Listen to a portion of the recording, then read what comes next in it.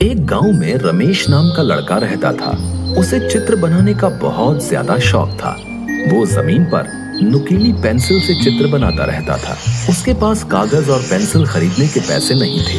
वो हमेशा सोचता था कि अगर मेरे पास पेंसिल होती तो मैं कितने सुंदर चित्र बनाता। वो छड़ी से हमेशा चित्र बनाता रहता है। एक दिन जब चित्र बना रहा था तो उसे एक बूढ़ी औरत मिली। उसने रमेश को एक जादुई पेंसिल दी। इससे तुम हमेशा चित्र बनाकर गरीबों की मदद करना, और तुम्हें अगर मेरी जरूरत पड़े तो इसी पेंसिल से मुझे बुला लेना। ये कहकर वो बूढ़ी औरत गायब हो गई। रमेश बहुत खुश हुआ और उसने पेंसिल से जमीन पर एक सेब का चित्र बनाया। वाह, क्या छड़ी है! अचानक ही वो सेब असली हो गया। फिर उसने एक बिल्ली का चित्र बनाया और देखते ही देखते वो भी असली बिल्ली बन गई। ये क्या? ये तो एक जादुई पेंसिल है। बहुत बहुत शुक्रिया बूढ़ी अम्मा, आपकी ये बात मैं हमेशा याद रखूंगा। अब रमेश ने फलों की टोकरी बनाई और वो भी देखते देखते असली बन गई। और उसने गांव के बच्चों के लिए कपड़े, किताबें, अनाज आदि चीजें बनाई। देखते देखते सबका सब सामान असली बन गया। रमेश गरीब किसानों को जो भी चाहिए होता था बना कर दे देता था। गांव के लोग रमेश से बहुत ही खुश थे क्योंकि वो गांव के गरीब लोगों की सहायता करता था। ये खबर राजा के कानों तक पहुंची।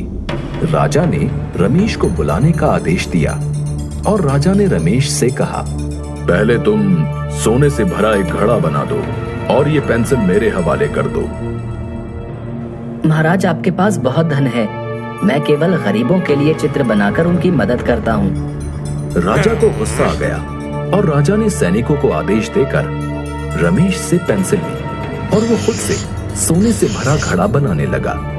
लेकिन वो सोने से भरा घड़ा प्रकट नहीं हुआ। राजा ने सेनापति को पेंसिल से चित्र बनाने को कहा, लेकिन उस चित्र से भी कोई भी वस्तु प्रकट नहीं हुई। ये सब देखकर राजा और अधिक क्रोधित हो गया। सुनो रमेश, जैसा मैं बोल रहा हूँ वैसे चित्र तुम्हें बनाना ही पड़ेगा, नहीं तो मैं तुम्हें कारागार में बंद कर दूंगा। रमेश मन ही मन में सोचने लगा, अगर वो राजा की आज्ञा का पालन नहीं करेगा तो राजा उसे कारागार में बंद कर देगा, तो वो गरीब लोगों की मदद नहीं कर पाएगा। वो चतुर था। उसने तुरंत पेंसिल उठाई और उस बूढ़ी औरत का चित्र बना दिया और वहां बूढ़ी औरत प्रकट हो गई। उस बूढ़ी औरत ने राजा को समझाया। प्रणाम महाराज, सच कहूं तो आपके पास धन की कोई कमी नहीं है, लेकिन वाकई में जो गरीब है रमेश उनके लिए ढेर सारी खुशियां लाने का काम कर रहा है।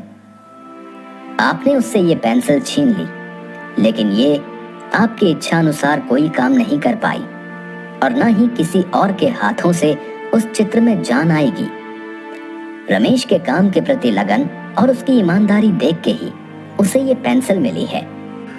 राजा को अपनी गलती का एहसास हो गया और राजा ने रमेश और बूढ़ी औरत से माफी मांगी और फिर बूढ़ी औरत वहां से गायब हो गई। राजा ने रमेश का सम्मान किया